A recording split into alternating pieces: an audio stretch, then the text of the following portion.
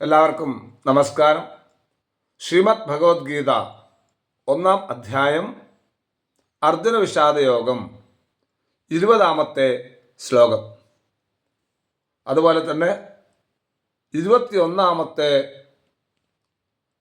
ശ്ലോകവും.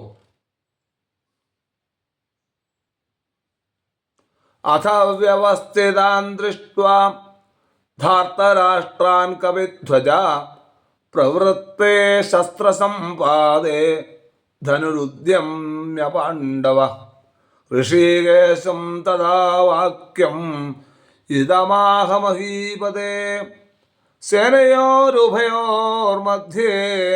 രഥം സ്ഥാവയമേച്യുത.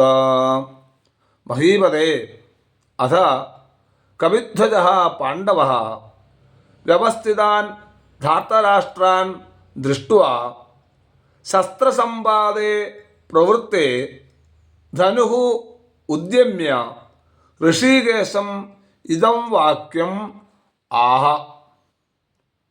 അർജുന ഉവാച അച്യുത ഉഭയോഃ സേനയോഃ മധ്യേ മേ രഥം സ്ഥാപയ.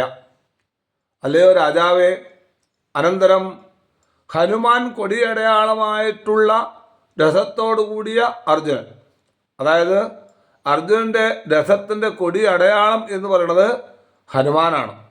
യുദ്ധം ചെയ്യാൻ തന്നെ ഉറച്ചു നിൽക്കുന്ന ധൃതരാഷ്ട്രപുത്രന്മാരെ കണ്ടിട്ട് ശസ്ത്രപ്രയോഗത്തിന്, ആയുധപ്രയോഗത്തിന് സമയമായി എന്നറിഞ്ഞ് വില്ല് കയ്യിലെടുത്തു. കൃഷ്ണനോട് ഇപ്രകാരം പറയുക. അർജുനൻ പറയുന്നതായ കാര്യങ്ങളാണ് പിന്നീട് സേനയോർ ഉഭയോർ മധ്യേ രഥം സ്ഥാപയമേ അച്യുത എന്ന്. അല്ലയോ അച്യുത, ച്യുതിയില്ലാത്തവനെ, നാശമില്ലാത്തവനെ, കൃഷ്ണ, ഇരു സേനകളുടെയും നടുവിലായിട്ട് എൻ്റെ രഥത്തെ കൊണ്ട് നിർത്തൂ എന്ന് ആ ശ്രീകൃഷ്ണ ഭഗവാനോട് അർജുനൻ പറയുകയാണ്. നന്ദി, നമസ്കാരം.